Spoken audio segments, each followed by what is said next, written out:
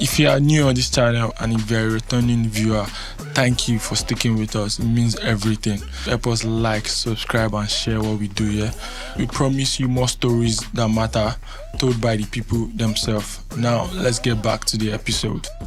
There's a pure grit that comes with a sense of purpose. And most of the time, you don't need a direction once you have that grit of just knowing that this is what I want to do in my life. And my guest on the pod today said something sometimes in April 2023. He said, I was switching so many places while I was growing and I had no bearing, but I had a purpose. Photography gave me a purpose. And I'm talking about no other than Ola of Lagos himself. How you doing, bro? I'm good. I mean, I kept a smile on my face immediately. Yeah, because I like to take us back to that day. I would have liked to take us back to the beginning, but that day you spoke about your beginnings for the first time on the internet, and it was a long paragraph. Like I read and I knew like you had a purpose, like you were intentional about your Oh, journey. like your journey, yeah. So what happened that day that made you write that what you wrote? I mean, there must be something that happened. Okay, so here's the thing. I I have a couple of people that I, train that, come around to like learn photography from me, and then some people that like they look up to me and then like, they text me and talk about certain things. So I got tired of how easy they thought it was. Like it's more like, oh yeah, you are getting into uni right now, and then you are not even done with maybe diploma or pre-degree program, and you just want to graduate. Like, bro, just chill. Like, you need to go through the process. Like, you've not even done like some general courses that we do. You've not even done some 4 unit courses. Or let me even take it back to secondary school. You've not done junior YEC. You want to get to SS1. Like, it's not possible. Like, you need to go through the process. So I just had to like school people a little so that they can see that it was never an easy journey. When you say that, like when I sit with you now, you say it's not an easy journey. You're so intentional that you make it look easy. You know, right? Yeah, because I mean, I love photography. Like, I love photography so much. Like, it is something that I always say to myself, like, oh yeah, what would I have done if I didn't do photography? Because it feels like, okay, yes, I'm very, very glad I chose this path. Do you understand what I'm saying? So the point I'm trying to make now is I make it look easy. I make the work look easy because I love the work. Because I'll continue to do it with free mind. And I do when I started photography, like I was doing it. I want to make money, obviously, because I mean everybody wants to make money. Because at the end of the day, you need to like think about the business part of everything it is that you do. But like, I was doing it for passion. I was doing it because I love it. And then the moment you do something because you love it, people will now start to see the pure essence about it. That's what I think. So making the job look easy is different from the process being easy. Thank you for sharing that. Yeah. Mr. Rhyme said until your choices reflect what your passion is and people can tell like this is what this person is Yes. about. Yes. You are not Yes. ready to make money from it. Yes. But you eventually like, okay, I like us to talk about you saying you make the work look easy, but the process is not easy. You said in that same post, like you grew up in Ayobo. Yeah. And the way you do your photography does not tell us anything like you growing up in Now your Ayobo. boy, yeah. So how were you able to like grow up in this particular place and form a niche and a standard for yourself? That is this eye. I mean, it wasn't easy. I There's something I always say to people. I've never said it like in front of the camera. So I've always wanted to be cool.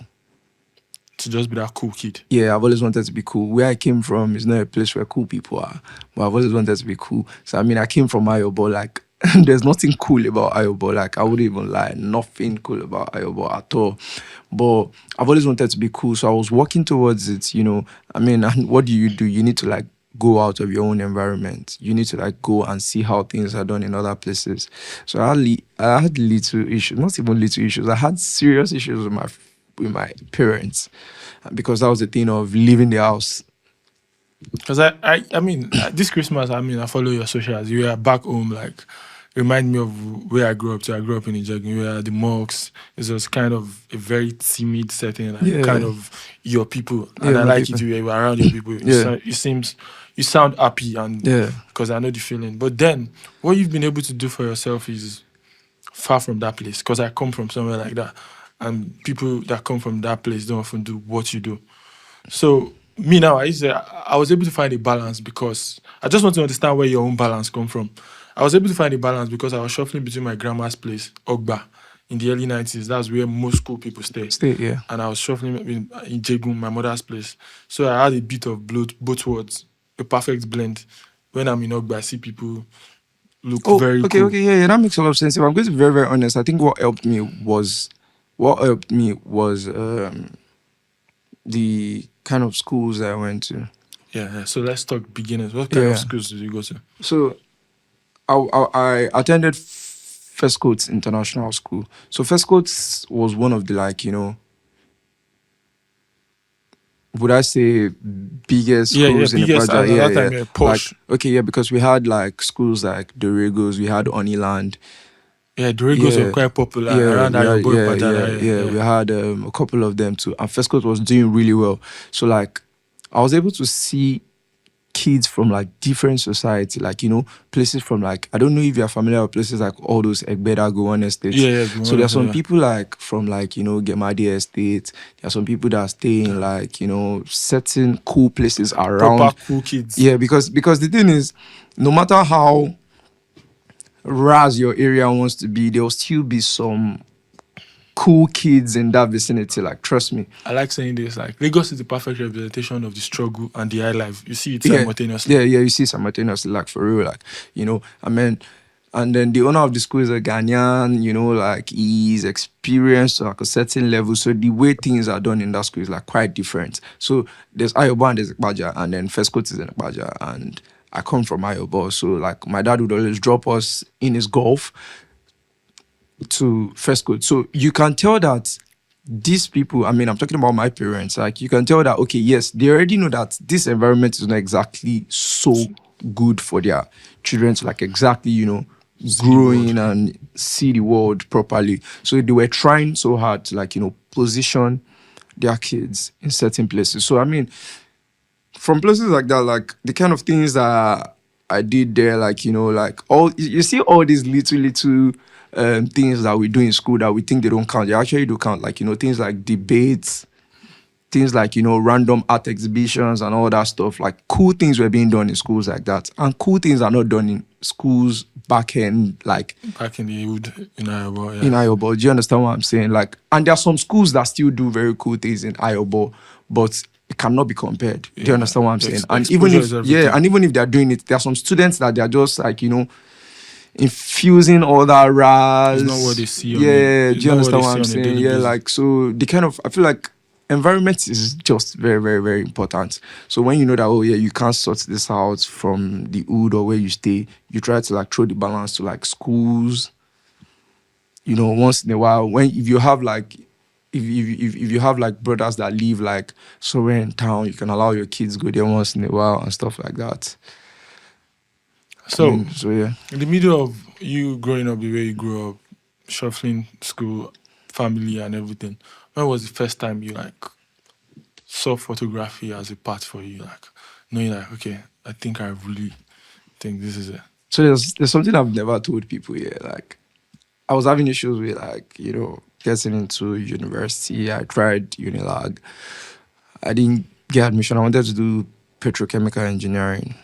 Yeah, because I was funny. I was good with further maths. And I wanted to be an engineer and somehow, but like, so when I didn't get an admission in the first place, my parents wanted me to learn welding. It was so weird because I didn't want to do it. Yeah. Wow, where did that come from? Bro. Okay, because you're just waiting coming for admission. From a place like Ayobo. Yeah. So in Yoruba, they will say, yeah. That's normal. That's what do you understand? Yeah. So, and they're like, I should go and learn welding. Bro. Welding is far from being cool. Bro, I was confused. Like, welding is so far from being cool. Like, I was so confused. Like, the first time they took me there, I was just thinking around that I hope I don't see somebody that knows me from school. because bro, like, it is not even cool at all. But like, it was very, very crazy for me. Bro, if you see the kind of hard labor that you need to do in that place, I said the first day was not a good experience at all. When I got back home, I was so sad. I didn't even talk to anybody. But they not send me now. They're like, I would go the next day. The thing they're looking for what's best for you. What's best for me? Yeah. Nigerian Do you parents, understand? African Yes, parents. yes. African parents mentality. And then I went the next day, and then it was the bro had this, and they were shame. I don't even know the names of those tools because, to be very honest, I was not interested. So they were showing me so many things, and bro, the labor was too hard for me. And apart from that, I didn't even like it. I didn't want to do anything related to that. So I went home and then I had a very serious argument with my mother. And I'm like, what's the meaning of this? Like, if I told her I even want to do something, let me do something related to something I like. You know that I like to visualize things, and I take pictures with phones and all that, and blah, blah, blah, blah, blah. Okay, and then she was like, because I'm from a place like Ayobo, and they can't kill themselves. They would only link me with what they have access to. Yeah, definitely. So my mom was like, okay, because I'm more photographer. And he has taken pictures for my brother at command during graduation and all that. His name is Ibrahim. He's a photographer, and he's pretty good. He used a camera called Nikon D70. If any of the directors here know about cameras, they know that Nikon D70 is. But it's one of those things like humble beginnings. Yeah. So they reached out to him. It wasn't a difficult thing, and boom. You're in. My dad wasn't really Cool with it, but it was like, the party got version here. Fathers here, they can be stressful sometimes, but the moment you prove to them that you can do this, they're like, okay, fine, then do it. Let's see how it goes. So I went there, the guy just spoke to me normal. So apparently, he's good. Do you understand? But he himself is striving, and then he's trying to find his own balance as well. And that was my boss. So then this thing I'm talking about is 2015. Shout out to Mr. Ibrahim. Shout out to Ibrahim, whatever it is. He played a major role, in my life. So we sat down with his Nikon D70 and we're taking sample pictures of a bottled water. And then the first shot I was going to take when he just showed me something on the camera was a perfect one. So he knew that, okay, yeah, this person can do this. That's how it all started. From a backyard, that's where I started my own photography. So I would like us to build up from that backyard. But there's something I really need to ask. The way you started from a backyard, how did you know, I was going to do lifestyle photography? I know, I was just trying to picture that place to this place. It does not just make sense when I'm trying to do it. I know every success, it's always a delusion until it happens. Yeah. But I just want to know where your own delulu came from, for you to believe from that place, Bro, that's what I said is a process, and I've told you something. I said I've always wanted to be cool. I have always wanted to be cool so bad. I just wanted people to see that not everybody from the streets is termed as Raz, because I am from the streets and people don't even know. Proper, when I can literally come outside from my gate and then they're bathing for two kids outside, two people are fighting over here. Some mothers are shouting at. So bike man, they fall on top of each other. I know that kind. Do you understand? So I didn't come from a place where even the area where I stay is called Odo Adamo. It is pretty chill, but in as much as I think it is chill, it's still a Raz gathering to grow up from. But the only thing that made it really cool was the fact that my father fenced this compound, and there's something that fencing does. You just do you understand what I'm saying? People just know that, okay, yes, at least we're still different from you. That you can just come outside from the house and anybody can just see you. Yes, that's the difference. But it wasn't a cool place to grow up in. Trust me. But you were saying something about how my own delulu happened. But the fact that I've always wanted to be cool, and the fact that I had a purpose. So I want to be cool. I want to be cool, and when I want to be cool. When I grew up, we didn't grow up having DSTV in our house. Okay, even later, when I was complaining that, oh yeah, I want to see what's going on in the world, my dad was able to afford to buy Star Times. So from Star Times, I was able to see some things. You see people you see artists, you see Whiskey, you see all of them, these guys, and even people way before Whiskey, maybe them Saud Sultan, may so rest in peace, and other artists like that. So And then I had this friend, his name is Ini. Yeah. So Ini stays like down the street. So once in a while, there's Ini and Busayo. So once in a while, like, we link up and then they schooled in Doragos. And then to be very, very honest with you, like, people might not, like, some people don't always want to like say it, but like, I would say this for free. The people you surround yourself with, they play a major role in your life. Do you understand? Definitely. So me, maybe my Very mother, intentional. my mother didn't even, my father, they didn't want us to associate ourselves with people of our age in the vicinity. Do you understand? So they were even happy when I was already friends with people like this. And how did I meet them? I think I met, there's a thing called holiday coaching. Yeah. So I used to do holiday coaching in a school around. Nobody, in as much as everybody is going to like good schools, when it comes to holiday coaching, everybody wants to go to a school around That where close, you can so you you can just just walk. So that was where I met Busayo, and we were really cool, and we got along. And why did somebody like Busayo attract me? It's because I've always wanted to be cool. And when I see cool people, I know. Do you understand what I'm saying? I know, like, I don't even stress real it. recognize real. Yeah. Do you understand? Real recognize real. And we go along, and then, when I started going to Busayo's place, I got exposed to some certain things. He would take me to Ini's house and some of his other friends. And then, I'm so calm to the extent that I'm ready to learn anything. So I don't rush things. Like, I take my time to, like, dilute everything properly. So when I go to Ini's house, I'm seeing them watch DSTV. Do you understand? They're watching shows. There's Nickelodeon. There's all that cool stuff that I've always wanted for myself. Like, I've been hearing about them in school, but like, I want to see yeah, I want the to see. beauty that comes with existence. Like, but like in school, when people are talking about Nickelodeon and everything, I don't act like I don't know it, and at the same time, I don't act like I know it. Yeah. I'm just like, okay. You pick the information. Yeah, when people are talking about iCarly and all that stuff, but like, apparently, I think Nickelodeon was on Star Times. I'm not sure, but like, I later caught up with it anyway. So I was seeing those things, and then it got to a stage where Ini's dad would be like, okay, yeah, we are going to ShopRite. That's Ikeja City Mall. And Ikeja City Mall was like the coolest thing place on the mainland. for like the longest until after. ICM was the coolest place on the mainland. And then it was so chill. Like, my first time at ICM, I'm like, okay, seeing all those malls and all those things, it was giving me a Yankee feeling. Because I never really left Ayobo. Nah.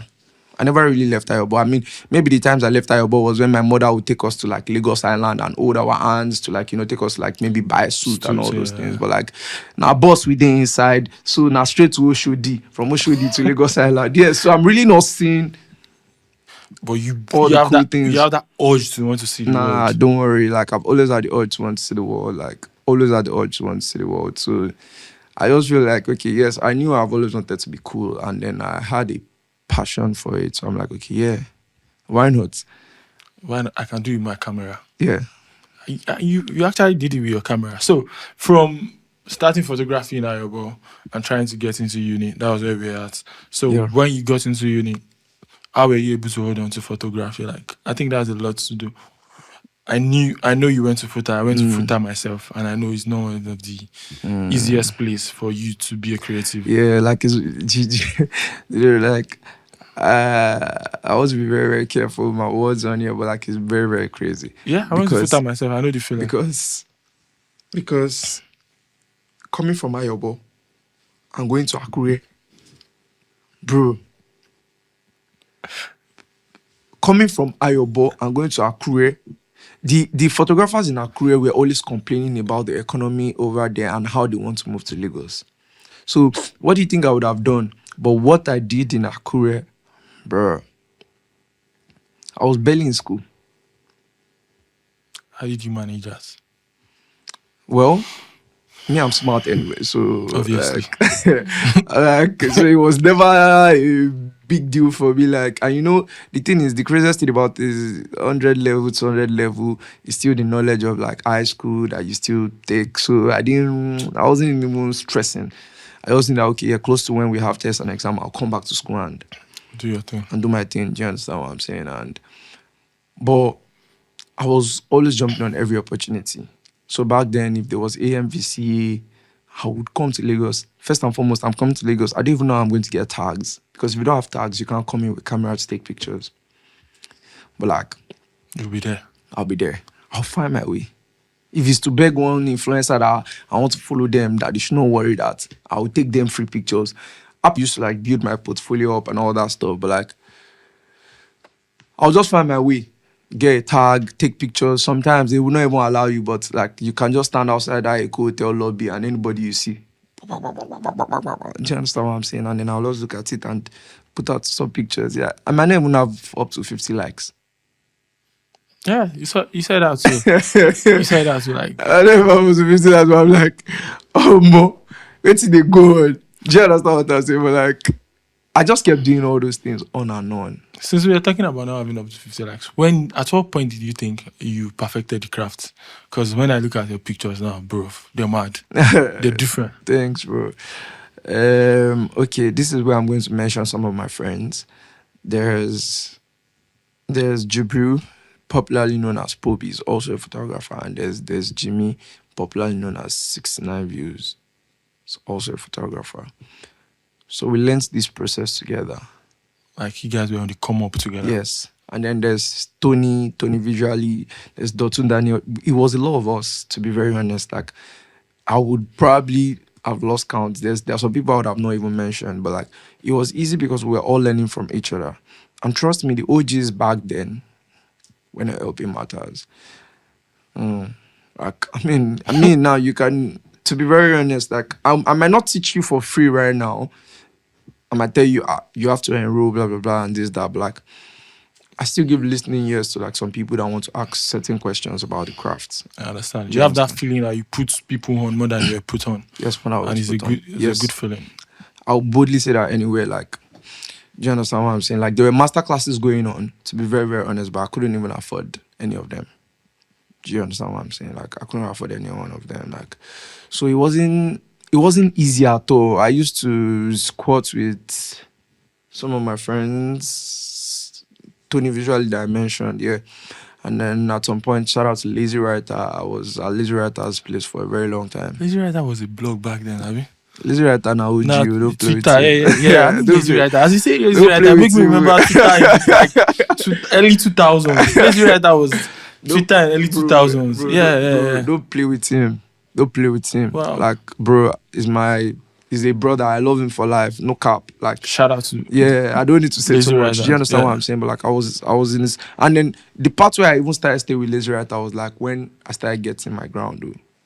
So this time, like, Ola of Lagos is becoming an household name. It was even Lazy Writer that gingered Ola of Lagos. It was just Ola, like the HORLAR. Okay. So it was Lazy Writer that gingered Ola of Lagos one night. We were at mainland block party, and everybody were like, all my guys were already there, like the likes of Lazy Writer, Tomiwa, Uche Kush, and some other guys. Do you understand? So I got there and we were like, where you they call from? Where you? I said, oh my bro, I go one side. I should mentioned somewhere that they don't know. They're like, this guy, now you they're supposed to call of Lagos. I love. Bro, and it was like that, and I'm like, okay, yes, cool. Like, a lot of Lagos, because my also has taken me everywhere in Lagos. Bro, outside Lagos, Giwa, Kiaru, don't worry. Been to Ijegun. Yes, Ijegun, Ejigbo. Where do you want to mention? Alright. First bar, Yanoba. Don't worry, anywhere you want to mention. Same Snapping. picture. I don't go snap for there. I go snap Mama where they do 50 years with. Bro, for real. Like. So since we're talking about, you started out like, now this is very interesting for me. You started out basically like every other photographer, like snapping people's wedding, parties, burial, everything. So when did that thing just be like, oh, we can do this in form of lifestyle? Lifestyle, yeah. Because lifestyle is different from every other thing. So apparently the thing is, lifestyle is in me. Do you understand what I'm saying? And then everything still comes back to me saying, I want to be cool. And then when you want to be cool, like everything has to do with lifestyle. Fashion, personal style. Choice. The things you say. View of the world. Yeah, the places you go, the kind of things you like, what you drink, like do you understand what I'm saying? Like the people you hang with. Yeah, the people you hang out with, all that stuff. So when I started taking pictures, when my work started getting better, when my work started getting better, some people started reaching out to me. I shot a couple of magazine covers. I shot Nancy Sime. I shot Tony Tones. I shot a few people that were, like popping at the time. Like, it was a lot of people. Like when Juliana was playing the role of Julie at Jennifer's Diary. Yeah. Yeah. There was one time, a couple of gigs, like to be very honest with you, and then they started surfacing, and then I saw how I like my pictures. But the craziest part of it is I used to be a studio rat in Ikeja. And who is a studio rat? Somebody that sleeps in the studio, sweeps the studio, sets up the light and do all that stuff. Do you understand what I'm saying? But before I got to Ikeja, like I used to do it back then in Egbeda, Gowan Estates. So one day Chris reached out to me, may he so rest in peace, Chris is late now. Chris reached out to me to come and manage a studio for him, to come and, partner with him.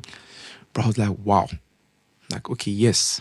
Now is the time for me to show myself to the world properly. And that place is called Bloomfield Studio. And the craziest part about it is other photographers already knew me at the time because I knew a lot of things that they didn't know. I knew a lot of things that they were paying people to teach them for. Because me, 69 Views, Pobi, we were teaching ourselves what we already know because we slept on YouTube a lot of times. Being in Akure, in all those lodge. There's one place we used to stay, it's called P&B Lodge. Lodge. Yeah. I know. Stay there, be on. That time it was 22 Jump Street. I used to turn on hotspot for all of us because it was only. I don't know if you know 22 Jump Street. That's the Latins photographer. Shout out to 22 Jump Street. It's the real one as well. Yeah, like we were. You went to FUTA too? Yeah, bro. Like literally, like people don't know, but like all of us came from like the same place, and we were hungry. Apart from being hungry, we were just create some very set of creative boys. Do you understand what I'm saying? Like everybody has a niche.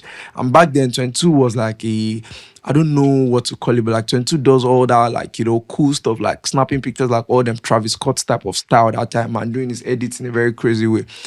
And then 69 Views was doing beauty. I was doing beauty as well. So that was where I knew how to retouch. Do you understand? But like, I already knew that. I knew from the scratch that I wasn't really feeling this beauty thing. Like, but like, it was more like, and that was what I wanted to change. That's the narrative I wanted to change. So photography in Nigeria was like a pattern. Anything the OGs are doing, we come and we pick it up.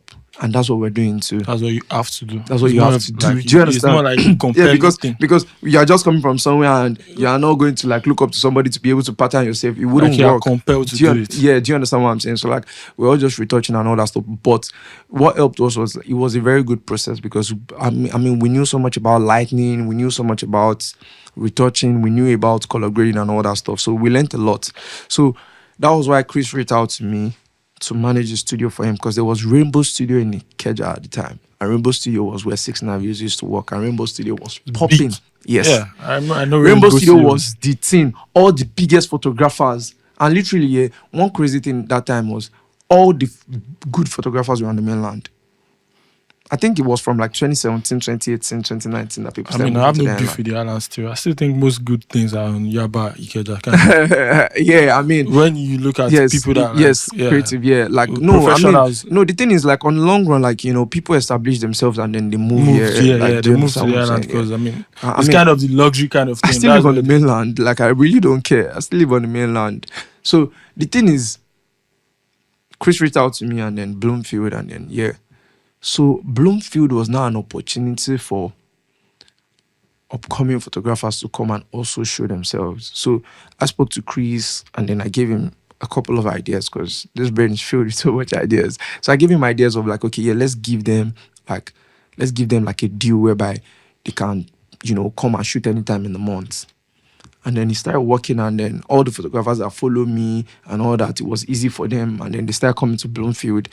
And then even the photographers that didn't even know about lighting and all that stuff, we will be playing around and me, I will just light for them. Wale Visuals, shout out to Wale Visuals. I met Wale Visuals on board in Bloomfield Studio as well. Wale Visuals, me and him, we were like, it was more like, okay, now me and Wale Visuals don't sabi work to a certain level at the time. Setting the pace. Yes. In fact, like it was more like we were the best in the studio. So if not to sound cocky anyway, but like, so it was easy. So when they come, we don't make them feel intimidated and stuff. We put them on, and they would tip us now because we assisted them with their shoots. So it was from there that we started picking up and all that stuff. And then sometimes some people will just come to the studio, not even to shoot with a photographer, like maybe something will bring them to the studio, like for a video, 1 minute video and all that stuff. And people started discovering me. They started seeing how I do my stuff and like, okay, yeah, this guy has a drive. This guy's got passion. So I started getting gigs like, okay, come and do the shoot for me. And oh, yeah. That's a jar. The boss. Boom, early morning, all that kind of stuff. Yeah, started doing. So I did something I shot a magazine cover for Nassim Sime for Aura magazine in Eleko Beach. Now farther places. Yeah. So I went with Eleko Ayo. was popping that time during the period of Eleko. Yeah. So I went with Ayo. Ayo is big right now, like Ayo photography. I went with Ayo and it was a crazy experience. Like what we had was 7,000 naira. But like me, I go still package because I go still dey my hand say I've always been like that. I go guide. As long as you guide. The day. Now I'm a boy. Now your boy they come from. So I guys give myself brain. I know if it, if you just put before I will grab my way. Finish. That's the idea. Do you understand? Yeah. So we had the shoot. It was pretty chill. Like we were even running late. She came very late. You know how all them celebrity vibe could be like at the time. Now the grind. Iverson himself was trying to put Aura magazine on the map, and Aura magazine is doing really well right now. Shout out to Iverson. And you know how all these celebrity bands can be now, like sometimes, and I wouldn't even blame anybody because Elok also is very far. She might have been stuck in traffic. And for her to have even honored the invite, that's a lot as well. So so it was pretty cool. It was even already late. And then for anybody that knows so much about photography, if you're supposed to shoot daylight and then you're already in the evening and you don't have so much lights, it can be frustrating. But it was in the evening and I was still able to get very superb images. And then those set of images went out. And it was dope. Like it told a story. Yeah, it told a story. People loved the images and all that. And before then, I've been doing stuff with my people, like my friends, my own friends, like my friends that are models that have pretty faces and all that stuff. Like I just take pictures. We're all building together. There were a couple of photographers at Bloomfield where sometimes I can come with a model for a collaboration, a model, makeup artist, and another photographer is on board and they like how he's looking. I would allow them to as well shoot. And use the image on their portfolio. And it was like that for other photographers too. Do you understand? So we were always like that. There was a bond in Bloomfield. Like Bloomfield was really cool. Bloomfield was where I met almost all the photographers that I know till date. So it was a thing of growing with other people. Do you understand what I'm saying? And then I feel like that's the mistake most of all these photographers are making right now. Like people you're not even trying to link up, collaborate. It's people around you. Everybody just wants to snap celebrity. I think it's the composition right now. I don't know what they're competing over. They'll be fine. They'll make a lot of mistakes if they're going to go through that part. I figure it out. Yeah, hopefully. And right now it's just quite sophisticated. Back then it used to be a thing of dream. Like people that were into photography loved it. So now, but it is also normal. There are some people that they get inspired by somebody else. Do you understand what I'm saying? But that's been it basically. It's just so one thing or the other. Then now, I know you have your academy you've been trying to push for a while now. Mm-hmm. And you basically, do you still do any other type of photography, or it's just premium lifestyle? Oh, I do other types of photography, but my major niche is lifestyle. That's what I preach to people. That's what people know. In fact, if you are booking me for something else, if I would ask you, okay, what does this job entail? Or not? If it sounds like something that I feel like I might not kill properly or it might stress me, I'll just not do it. So the best thing for you to reach out to, I'll recommend somebody else. The best thing to reach out to me for is lifestyle. But guess what? Right now on my team, I have full hands. Do you understand? And I have people that have trained differently. There's some people that I trained for, like, studio images and all that stuff. Like, Beauty. so there's a lot on the team right now. So there's no job right now that my You brand can't. cannot take. Do you understand?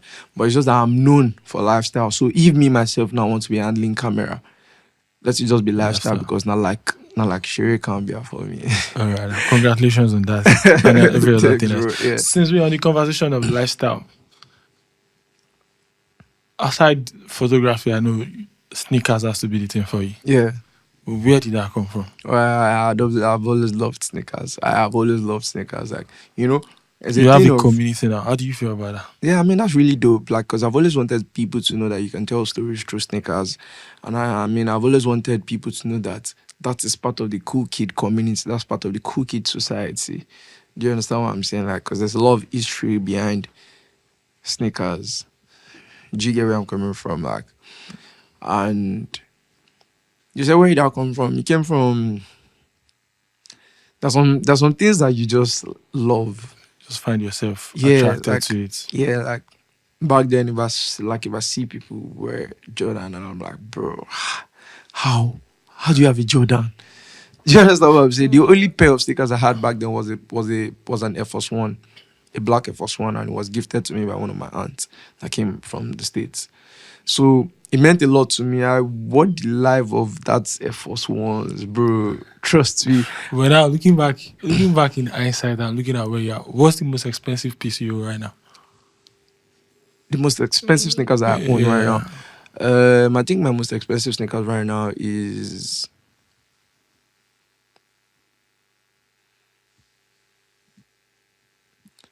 my Nike Air Force One Tiffany Akure. It was gifted to me by Yemoli. Shout out to Yemoli. Shout out to your money. Yeah, that's my most expensive pair right now. That's quite expensive. Like, Mm-hmm. how do you feel like when you look back at the things you've been able to do coming from where you come from? That's what I was trying to build to get to. Bro, It's like, a story about self. Like, bro, so I like- like to know like, Bro, like, the craziest part is I'm not even like where you want to be. I'm not close to where I want to be at all, because there's still a lot to be done. There's still a lot to, like, fill up.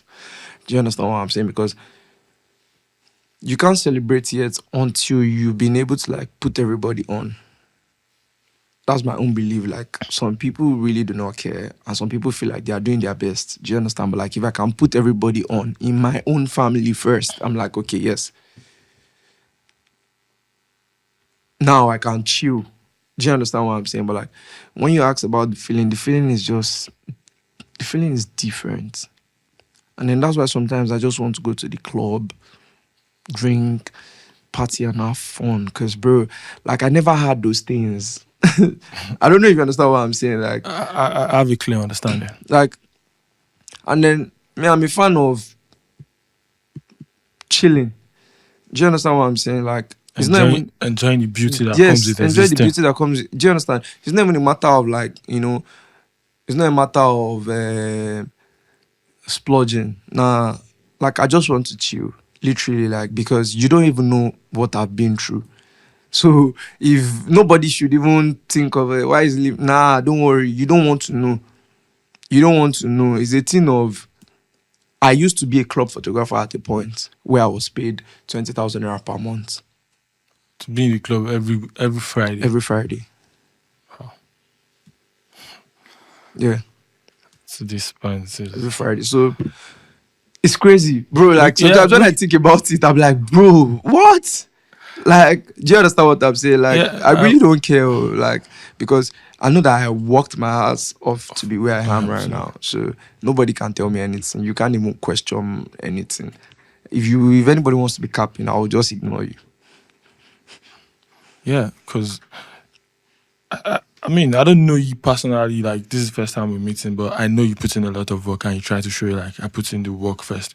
So since we're talking about work ethics, where did your work ethic come from? Do you think it's from growing up in Ayobo, or it's just someone influenced that?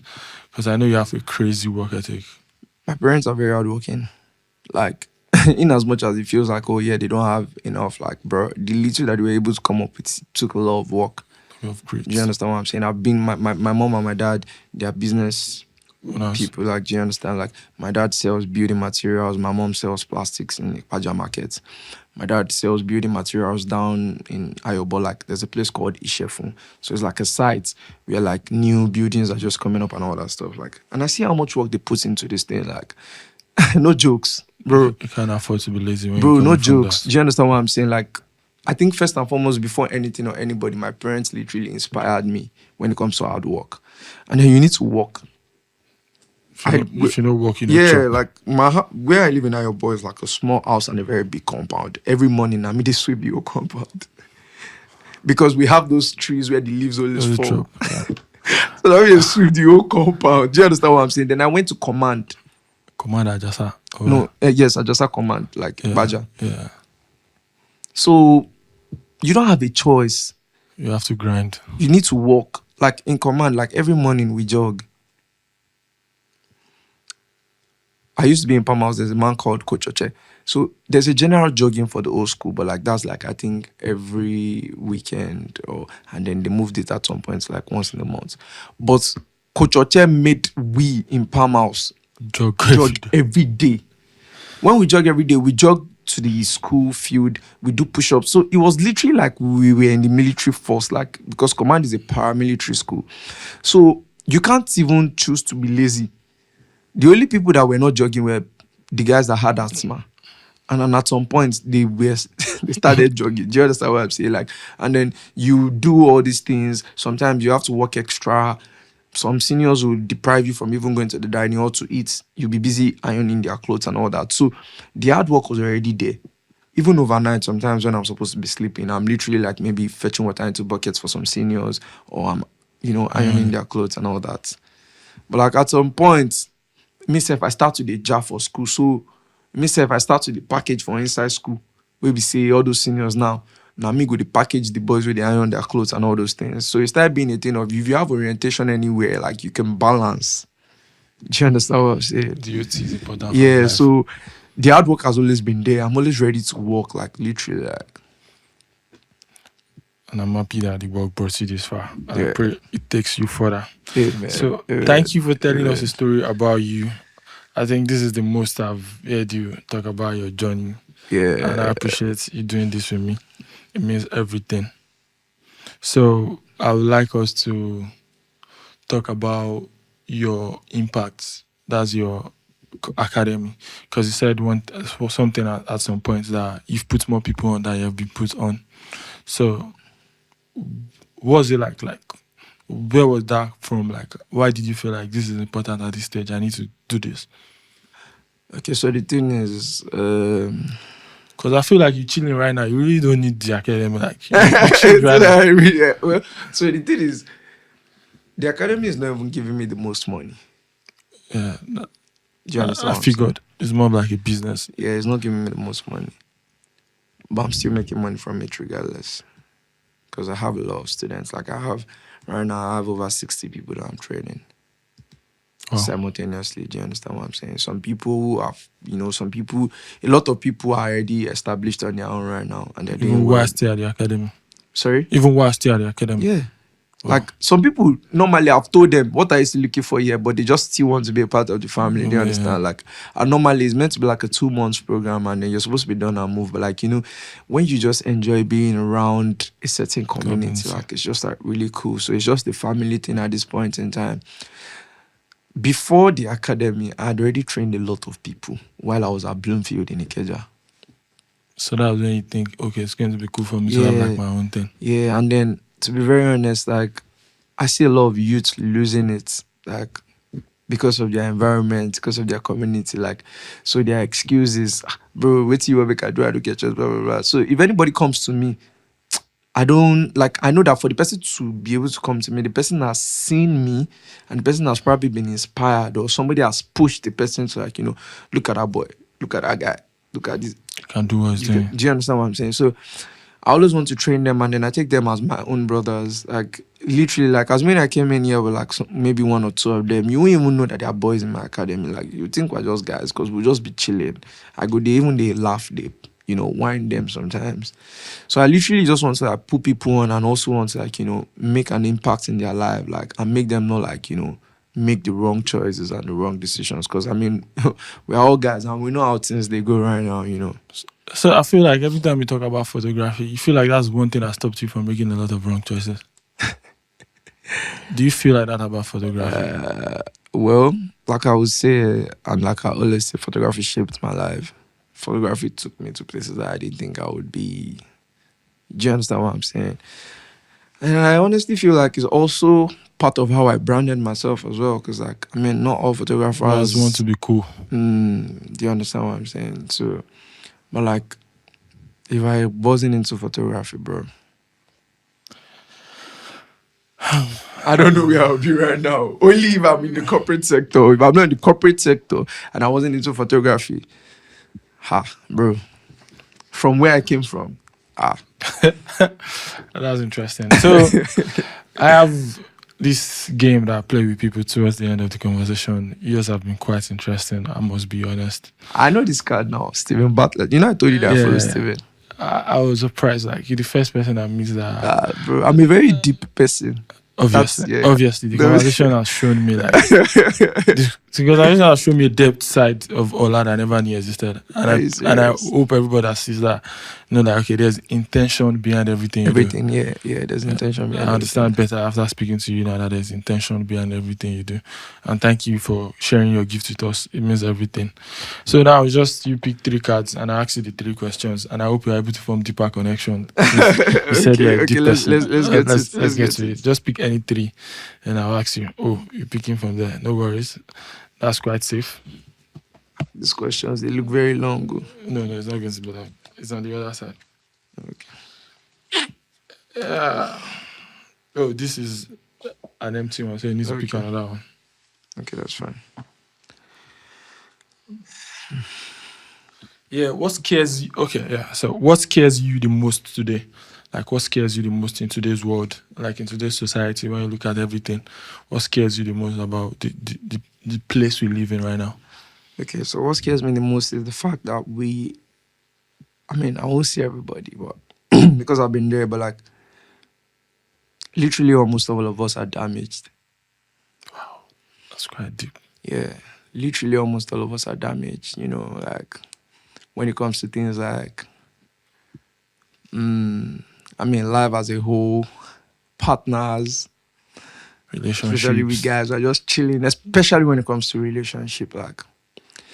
And then I've been reflecting on it for a while now, like, things that are not normal, we think is normal. Like, do you understand what I'm saying? Funny you said that. I said something to my guys this morning. Like, I don't think the money will take the guilt away. Yeah. You're going to chill, like, but it doesn't take the guilt away. Like, yeah. Thank you for sharing that. Yeah. It's your story, not mine. Okay, when was the moment you were most afraid?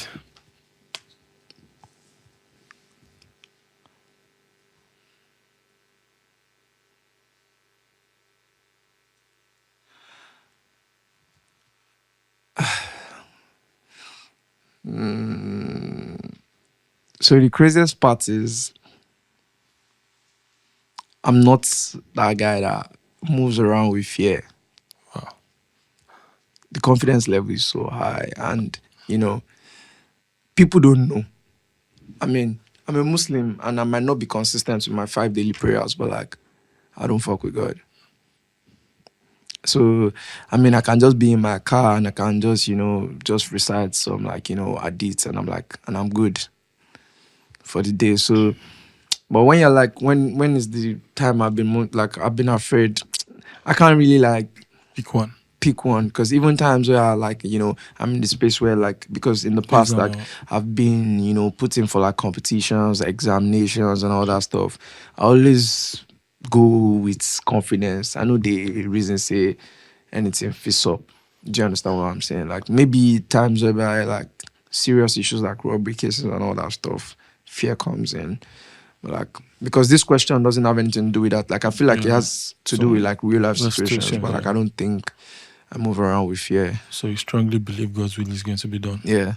I also feel like if something doesn't work, then Allah doesn't want it for me. All right, praise to Allah. Yeah. So this last question, and once more, thank you for doing this with me. I had the most fun. I hope you did too. Yeah, sure. It was What good, is bro. an inadequate you admit to? What could you work on starting tomorrow? What is an inadequate you admit to that you could work on starting tomorrow? I think is what I always put aside. You know that thing that you always put aside? Like, you can be doing something now and then you're like, because you don't think that this one will work, make I first put them aside. That one that I used to put aside, now I want to stop putting it aside. You want to work on everything. I want to work on everything. Do you understand what I'm saying? Yeah, because that one I always put aside. You don't know At the end of the day, is that one that is meant to like ginger my pee the most. So I need to stop putting all those things aside. Okay. I hope you can start working on that tomorrow. Yeah. And this has so been as fun as it could be. And thank you once more for doing this. And I wish you all the success you wish yourself. Yeah, but I mean, let me throw you a question. Like, what gingered your podcast? Basically, I don't answer questions, Yeah. but I like the question though. Yeah. And I've not spoken about it before. I just think it's my yeah. name because I've been going about, everybody keeps saying Soromi. Yeah. And so when I hear Soromi, I'll just be like, talks about you. It comes to my head all the time. And I look at it like in our society, people don't tell their story. We have different narrative about different people. Yeah. So I was like, I want people to tell their own story at I whatever point. I mean, that's nice. I always like also know like a little bit about what gingers people. Yeah. At whatever point, I want people to live like a media footprint of their journey from their own perspective, not what people said. So now everything you said here today is from your mouth, is your story. So thank you for doing this. Yeah, you're welcome, bro. And peace, we out. That's If you are new on this channel and if you are a returning viewer, thank you for sticking with us. It means everything. Help us like, subscribe, and share what we do here. We promise you more stories.